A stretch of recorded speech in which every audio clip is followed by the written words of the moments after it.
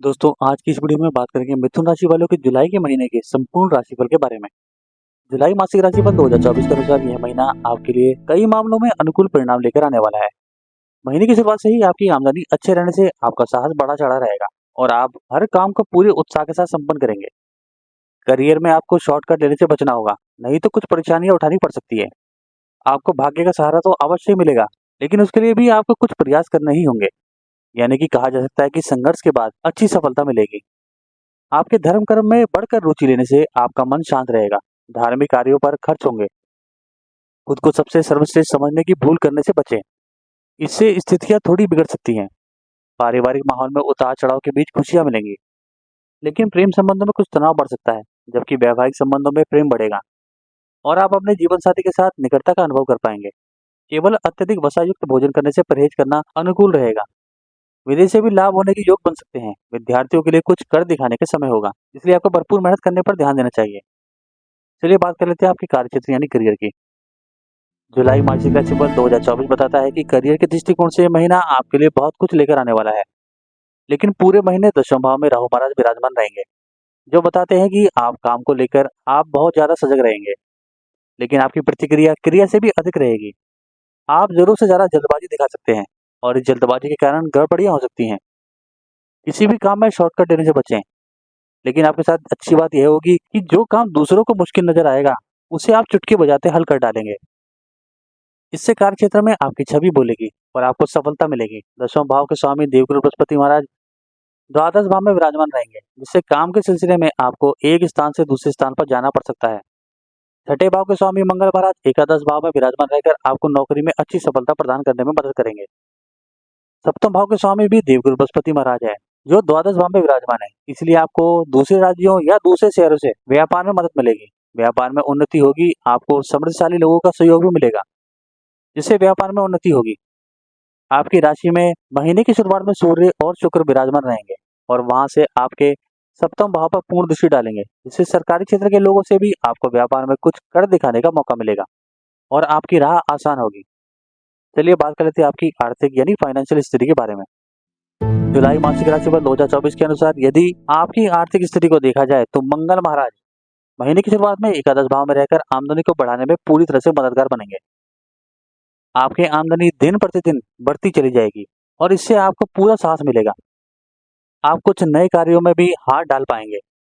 जो काम धन की कमी से रुके हुए थे, उन्हें भी पूरा करने का हौसला आपको मिलेगा और इससे आपकी आर्थिक स्थिति में इजाफा होने लगेगा। हालांकि देवगुरु बृहस्पति द्वादश भाव में पूरे महीने बैठे रहेंगे, जिससे आप धर्म कर्म के कामों में दिल खोलकर हाथ से धन खर्च करेंगे और इससे थोड़े अधिक खर्चे हो सकते हैं, जिसकी वजह से आपको कुछ परेशानियां महसूस हो सकती हैं। महीने के उत्तरार्ध में मंगल महाराज भी द्वादश भाव में चले जाएंगे, जिससे आपके खर्चे और ज्यादा बढ़ सकते हैं, लेकिन वक्री होकर शनि महाराज एकादश भाव पर पूर्ण दृष्टि डालेंगे, जिससे प्रयास करने से आपकी आर्थिक स्थिति अच्छी होने लगेगी। सूर्य महाराज महीने के उत्तरार्ध में द्वितीय भाव में शुक्र और बुध के साथ विराजमान होने के कारण कई मार्गों से आपके पास धन संचित होने के योग बनेंगे। आपका बैंक बैलेंस बढ़ेगा और आप वित्तीय योजनाओं में जमकर निवेश करेंगे, जिसका भविष्य में आपको उत्तम लाभ मिलेगा। चलिए बात कर लेते हैं आपके स्वास्थ्य की। जुलाई मासिक राशिफल 2024 भविष्यवाणी करता है कि यह महीना स्वास्थ्य के दृष्टिकोण से मध्यम रहने की संभावना है। राशि स्वामी बुध महाराज महीने की शुरुआत में ही द्वितीय भाव में विराजमान रहेंगे, जिससे आपके स्वास्थ्य में सुधार होगा। तीसरे भाव के स्वामी सूर्य महाराज प्रथम भाव में बैठकर आपको आरोग्य प्रदान करेंगे। आपकी रोग प्रतिरोधक क्षमता में बढ़ोतरी होगी। जो कोई पुरानी बीमारियां या रोग चले आ रहे होंगे, उनसे लड़कर आप उनसे बाहर निकल पाएंगे। हालांकि देवगुरु बृहस्पति पूरे महीने आपके द्वादश भाव में बने रहेंगे, जिससे वर्षा जनित समस्याएं आपको परेशान कर सकती हैं। इसके अलावा आपका कोलेस्ट्रॉल बढ़ सकता है। मंगल महाराज भी महीने के उत्तरार्ध में द्वादश भाव में चले जाएंगे, जिससे किसी भी प्रकार की शल्य चिकित्सा या चोट आदि लगने की संभावना भी बन सकती है।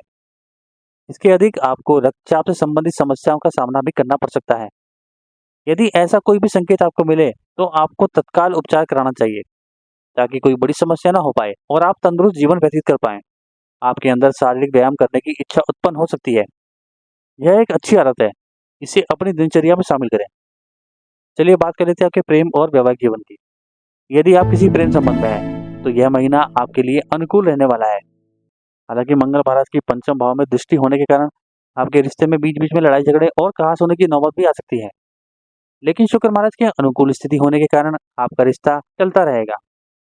अपने रिश्ते में रोमांस का भरपूर लुत्फ उठाएंगे। महीने के उत्तरार्ध में मंगल महाराज द्वादश भाव में जाएंगे, तो मंगल का प्रभाव कम होगा। यहाँ से आपका प्रेम जीवन पुष्पित और पल्लवित होगा। शुक्र महाराज 7 जुलाई को तृतीय भाव में आ जाएंगे, जहाँ पर बुध महाराज विराजमान रहेंगे। इससे आपके प्रेम में मधुरता आएगी और आप भरपूर रोमांच से अपने प्रियतम के करीब आएंगे और आपकी करीबियां और ज्यादा बढ़ने लगेंगी। विवाहित जातकों की बात करें तो सूर्य और शुक्र एक साथ आपके सप्तम भाव पर महीने की शुरुआत से ही दृष्टि डालेंगे, जिससे एक तरफ तो आपके रिश्ते में प्रेम बढ़ेगा, लेकिन दूसरी तरफ आपसी अहम का टकराव भी हो सकता है। इसलिए आपको तत्परता दिखानी होगी और अपने रिश्ते को संभालना होगा। महीने का उत्तरार्ध अपेक्षाकृत अनुकूल रहेगा और तब आप और आपके जीवन साथी मिलकर अपने पारिवारिक जीवन को संभालेंगे। चलिए बात कर लेते हैं आपकी पारिवारिक स्थिति के बारे में। यह महीना पारिवारिक तौर पर उथल पुथल से भरा रहने वाला है। चतुर्थ भाव में केतु महाराज और दशम भाव में राहु महाराज पूरे महीने विराजमान रहेंगे, जिससे घर का माहौल अस्त व्यस्त सा रहेगा। लोग एक दूसरे से ज्यादा मोबाइलों पर और बाहर के लोगों से ज्यादा बातचीत करने में व्यस्त रहेंगे। घर वालों के लिए समय कम होगा, जिससे घर में एकजुटता की कमी दिखेगी। मंगल महाराज एकादश भाव से दूसरे भाव पर दृष्टि डालेंगे, जहां पर बुध महाराज विराजमान रहेंगे। इसलिए एक दूसरे को कुछ भी उल्टा सीधा कह देने से घर का माहौल बिगड़ सकता है। इसलिए आपको यह सावधानी रखनी होगी कि आपकी ओर से कुछ ऐसा ना हो।